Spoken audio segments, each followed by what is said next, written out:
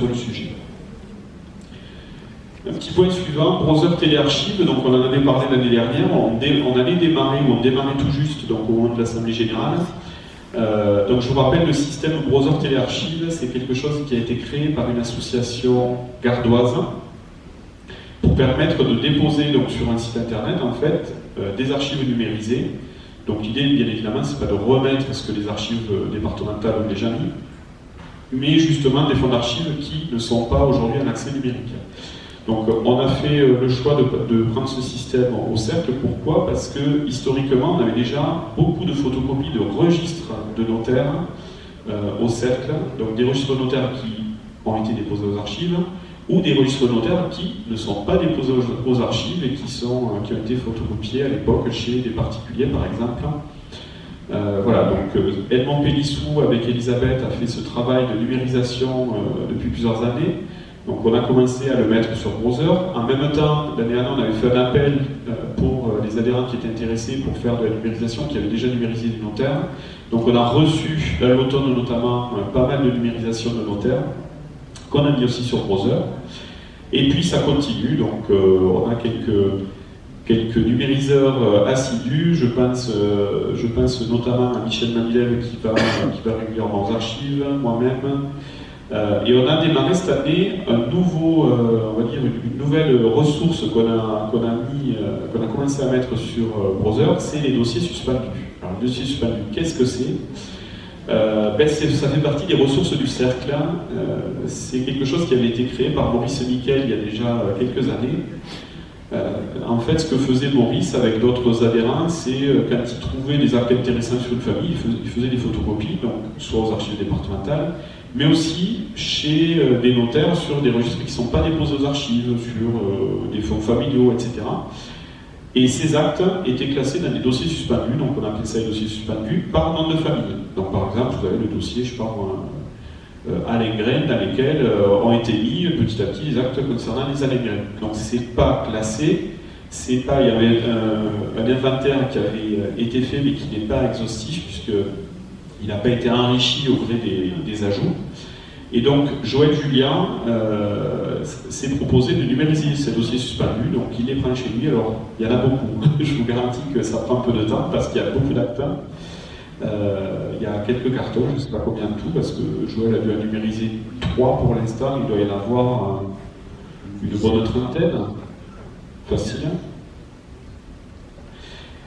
Donc Joël continue ce travail. Pour l'instant, on a mis en ligne les patronymes de la lettre A, la lettre B, donc la fin de la lettre B et la lettre mise. Il y a déjà des patronymes de la lettre C qui ont été mis. Donc tout au long de l'année, on va continuer au gré des numérisations à mettre ces actes à votre disposition.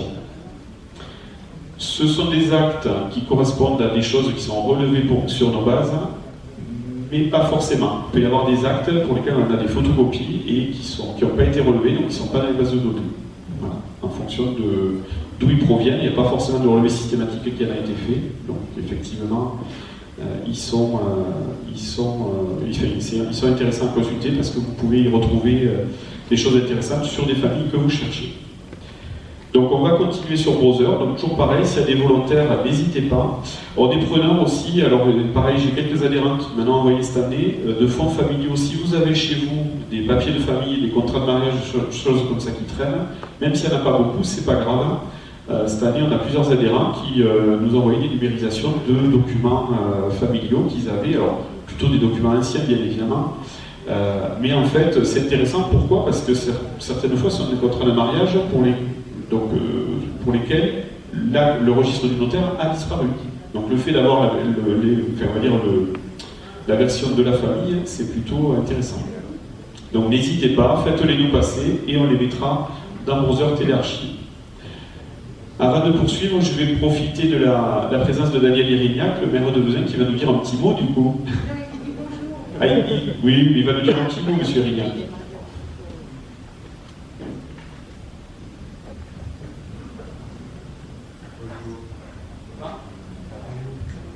Oui, bon, mais bonjour à toutes et à tous. Bon, excusez-moi pour le retard, parce que ce matin, c'est vrai qu'il y avait plusieurs choses, notamment une inauguration à Arvieux, et j'ai tenu quand même être plutôt avesin qu'arvieux. Voilà. Donc pour vous saluer, et je veux saluer toute l'équipe du Cercle Généalogique, et en particulier le président, Madame Marthe, qui a été toujours là pour soutenir les choses et pour toujours avec son dynamisme. Voilà, donc écoutez, je vous souhaite à toutes et à tous une bonne journée, une bonne assemblée générale. Voilà, merci.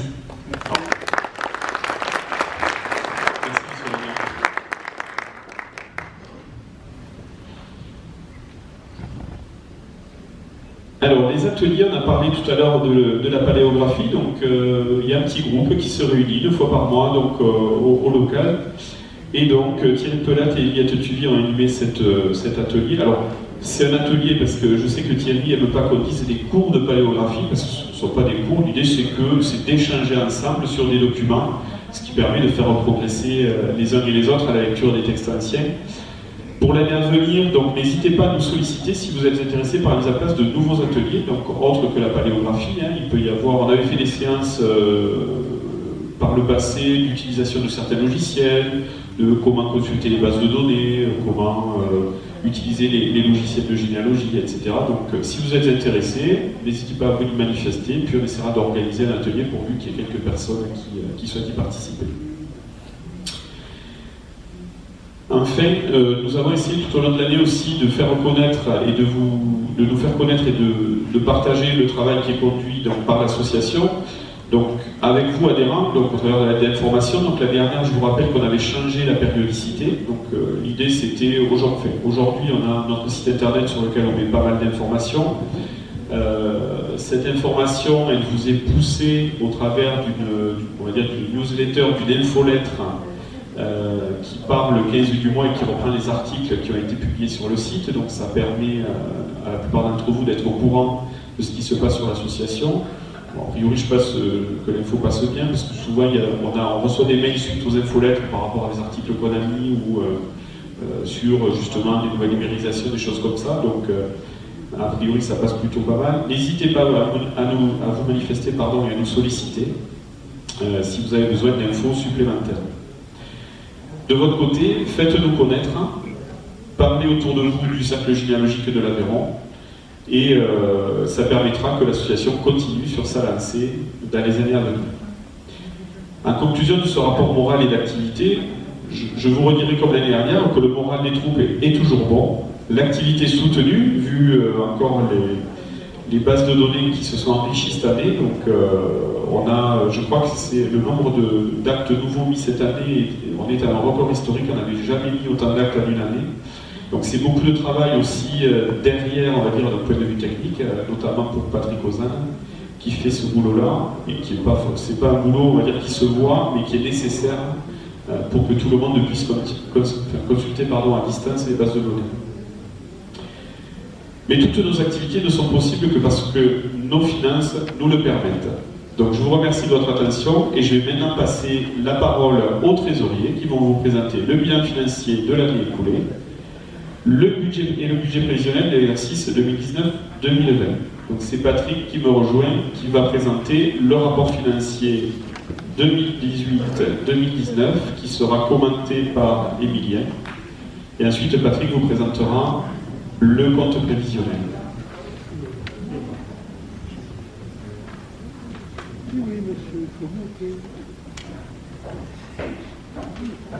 Bonjour à tous.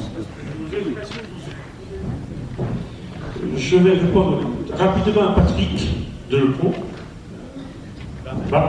On vient de regarder sur Exploart. Le critère de recherche impose 3 caractères non blancs. Donc ça impose d'aller sur la table d'Exploart, de chercher tous les noms qui ont que 2 lettres et y ajouter un symbole, point, tiret ou autre. Christian a dit que c'était possible. Donc on va essayer. Et je suis là pour le bilan. Alors toi, ta page, je verrai mieux. C'est pour ça que je voulais faire ta part.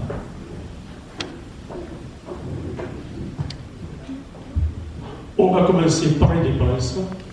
Donc les frais postaux, 1 895 € et 03 centimes.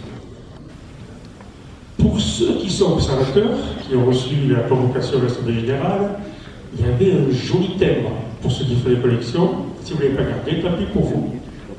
C'était un thème aux armoiries du cercle. Quelqu'un l'a vu? Ah, il y en a qui l'ont vu. Donc, on a cette année imprimé nos thèmes. Et ça nous coûte un peu moins cher que les acheter. Et on ne crache pas dessus pour les coller. Ensuite, papeterie, reliure et divers, 926,09. Le photocopieur, 1112,36. Alors, le photocopieur, ça comprend le leasing, plus l'utilisation qu'on paye à la page. L'informatique, 1521,29. On a cette année acheté un ordinateur neuf pour la secrétaire, puisqu'on avait une secrétaire neuve, on a avoir un ordinateur neuf. On a également pris un petit coup de foudre, donc il a fallu changer aussi l'angulaire en prix. Téléphone internet, 431,76 €. Les assurances, 585,07. Ces deux derniers postes ne changent presque jamais, c'est sensiblement pareil tous les ans. La vie quotidienne du cercle, 48,42 €. Alors, ça c'est compliqué. C'est le café qu'on vous offre quand vous venez, c'est le liquide pour laver le sol, le papier WC, machin comme ça. Donc, on dépense beaucoup d'argent là-dessus. Les frais de déplacement, 10 738,00 €. Pour ceux qui sont déjà venus, ils connaissent le truc, c'est une ligne importante et qui vient en débit d'un côté et en crédit de l'autre. Vous l'avez sur l'autre côté en don frais de déplacement à la même somme. Les adhérents qui travaillent pour le cercle, à savoir des administrateurs ou d'autres personnes qui vont faire du travail pour le cercle, on ne rembourse pas les frais de route, rien du tout. Donc, ce qu'on fait, on fait de déclaration de non-remboursement de frais, et ça permet de pouvoir, aux adhérents qui travaillent pour le cercle, de déclarer vos impôts. Et ils ont comme ça une réduction d'impôts de 66% du don, puisque c'est considéré comme un don, à concurrence de 20 000 € pour chaque personne. Ensuite, frais du local, 3 490,59. Donc, il y a la location du local, il y a l'électricité, il y a l'eau, les ordures ménagères, et je crois qu'on a fait le tour. Livre, documentation, abonnement, 292. Ce sont donc les livres qu'on achète, quand on voit quelque chose d'intéressant, on achète. Ce sont les abonnements, par exemple, au cercle Jamil du Rouergue, puisqu'il y a une revue, des choses comme ça. Les frais de l'AG, 4 429,97. Le livre de l'année, donc Saint-Gilles d'Olt, 6 601,55. Les frais de personnel, 20 620,96. Alors cette année, ils sont plus importants que l'année dernière parce que nous avons dû, hélas, licencier Patricia. Elle était malade depuis 2 ans et elle est passée à l'invalidité. Et donc, on est obligé, une fois que le salarié est en invalidité, de le licencier. Donc, on a licencié et on a payé les frais de licenciement que, heureusement, on avait provisionné les années antérieures. Voilà. Et dotation pour risque, 0,0. Voilà, donc ça, c'est les sorties d'argent. Donc, on sort 52 693,09. Ensuite, pour les produits, les droits d'entrée, 660 €. Les cotisations pour 26 530 €, qui comprend 726 particuliers, comme vous et moi, et 17 communes qui nous subventionnent, certaines depuis de nombreuses années, et d'autres depuis moins longtemps. Une subvention du frais de l'école de 300 €. Ensuite, bon, les dons, frais de déplacement qui correspondent exactement à l'autre côté, ce qui avait un frais de déplacement de base.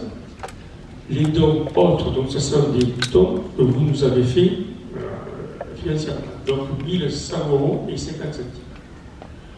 Revenu de placement 384,55, c'est qu'on a placé sur un livret un peu spécial tout ce qu'on avait comme excédent. Remboursement, recherche et fourniture d'actes. Ce sont ce que vous nous demandez, des copies d'actes notariés qu'on a au cercle, ou des copies de crâne, tout comme ça. Ensuite, livres, année antérieure. Donc ce sont les livres que l'on fait pour les assemblées générales, mais les années avant. Donc pas celui de Saint-Genès d'Olt, qui est comptabilisé plus tard, plus loin. Salon généalogique 2018, 66,66 €. C'est l'excédent du salon de l'année dernière.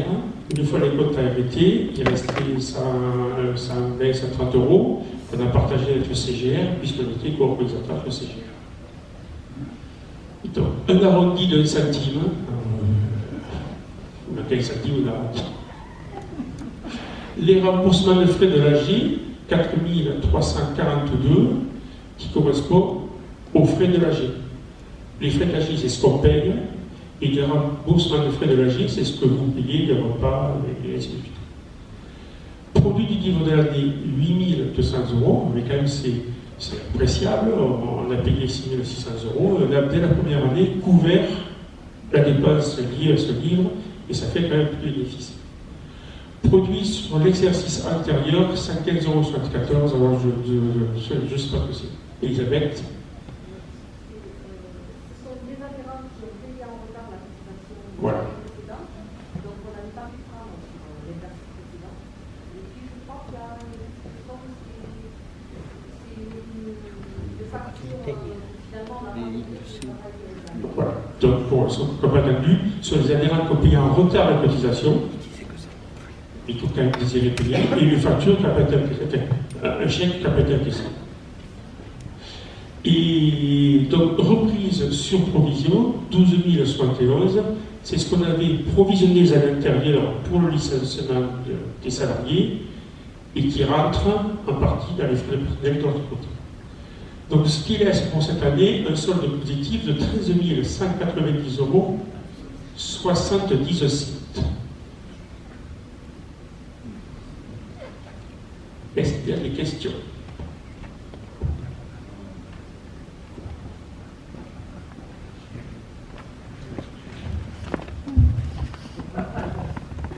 Oui, c'est tout bête. Quelle est la différence, qu'est-ce qui suit la différence entre les frais de l'AG et le remboursement des frais de l'AG? La différence provient qu'on achète du vin pour boire un comédie, on achète des petits gâteaux pour offrir le café le matin, et ainsi de suite. Donc, on n'est pas là pour faire du pognon sur l'Assemblée générale, donc on offre le café le matin, on offre le petit gâteau, on offre l'apéritif, ça explique la différence. Ça peut expliquer aussi par l'achat de matériel spécifique pour l'AG, des fleurs, des choses comme ça. Des fleurs. Ensuite, d'autres questions? Donc, je vais passer. Donc, nous allons passer au provisionnel. Prévisionnel. Donc, la trésorerie. Excusez-moi. Je suis nouveau, je ne connais pas. Donc, alors, c'est les positions, les avoirs au 30 juin 18, à gauche, et 19 à droite. En caisse, 44,20 €. Alors, CRCA, CC, c'est un livret, 496,3 €. CRCA Salon, c'est un compte spécial du salon de généalogie d'Aveyron, puisqu'on a quand même voulu le différencier. Et le livret A, c'est le livret A de l'association. Donc 42 500 €.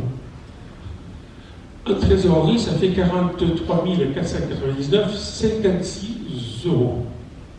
Pris en compte au 30 juin, des charges à payer 3 000 €. On recevra forcément la facture, on estime qu'on va avoir ça à payer. Il y a des choses qu'on paye à l'année qui ne correspondent pas à notre année du cercle. Les charges concernant l'avance, c'est 478,14. Les produits concernant l'avance, c'est 2495. La provision pour licenciement d'Elisabeth, qui était de l'autre côté, qui est passée dans les débits. Moi, j'ai pas eu de. Non. Patricia. Patricia, pardon, Patricia. Excusez-moi. Et débit et crédit d'hiver, 45,87 €. Ce qui fait un total de 26 459,76 €. Et donc de l'autre côté, vous avez la même position un an plus tard, donc au 30 juin. En caisse, il y a 545,47 €. Le CRCA-CC, 764,68 €. Le compte du salon, puisque le salon, pour l'instant, est suspendu, le compte est à 0. Et le livret A, 41 000 €. La trésorerie donc fait 42 350,15 €. Pris en compte au 30 juin, les charges à payer, 1353,84 €. Bon, Elisabeth, vous pouvez nous dire ce que c'est exactement?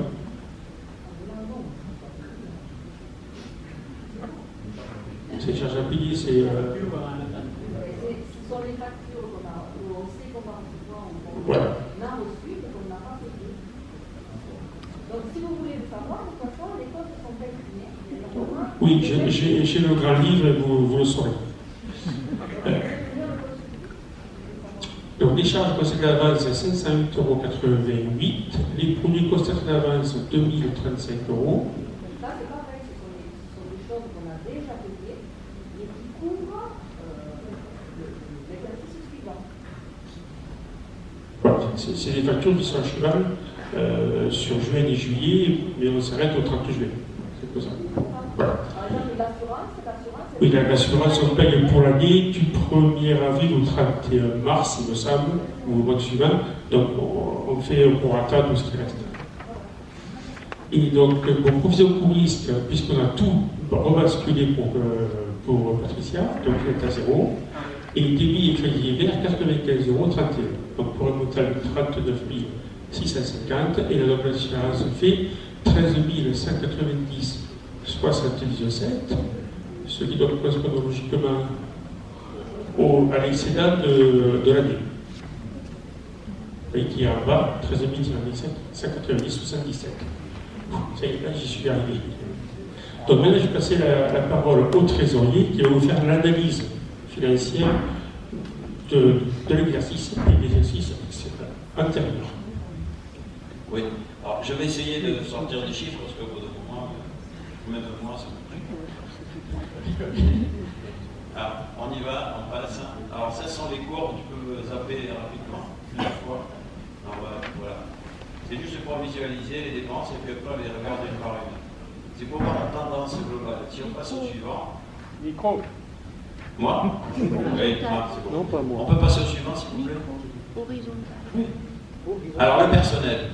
L'intérêt de cette petite courbe, c'est de voir l'évolution des dépenses de personnel. Et surtout, la partie historique, on a eu une période des charges importantes, parce que d'abord on a plus d'effectifs, et on a eu à payer des indemnités au moment du licenciement de la première secrétaire pour des raisons financières.